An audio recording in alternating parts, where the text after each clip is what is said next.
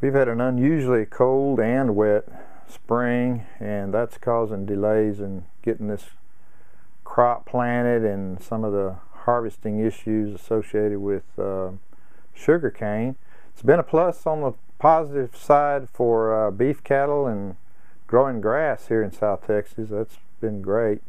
But on the row crop side, we're getting to the point where it's really going to cause some serious issues, and it's going to impact our growers in loss of dollars if something doesn't turn around here pretty quick.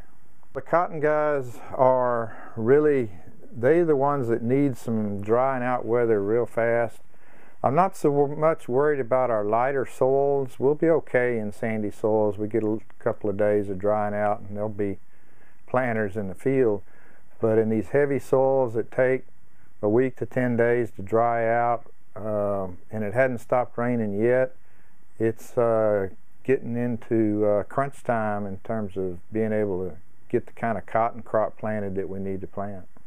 Well, if they don't plant soon, then we run up against deadlines where the crop won't be out in time for the boll weevil to be managed at the end of the crop. So that's the concern, and that and being able to insure the crop properly, crop insurance deadlines and those sorts of things. So between being able to manage the boll weevil at the end of the crop and the crop insurance issues, it's really a serious time for our cotton guys to hopefully get some warmer and drier weather in here until we can get this crop in the ground. They can plant a little bit later, and hopefully that'll work out. We're going to work with crop insurance folks and see if they might be willing to look at the deadline and see. There are, of course, alternative crops they can look at, but cotton's a really important crop for this area, and hopefully we can get a crop planted with these challenges ahead. Corn and soybeans are off to a good start.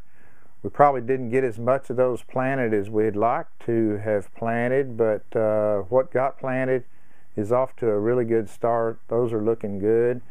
The sesame crop has yet to be planted. They're going to wait for warmer weather. Of course, it was too early to be thinking about sesame in terms of the calendar, so those guys are probably going to be in great shape because of all the soil moisture that we've received, and once soil temperatures warm up, it's real promising for the sesame crop. Soybeans, it's not too late to plant soybeans, and there'll be some more beans planted if we can, kind of like cotton, if we can get some drying weather in here and get back in the field. Sugarcane is going to be an issue. Our sugarcane harvest is shut down at the moment, and they really need to get back in and get that crop out.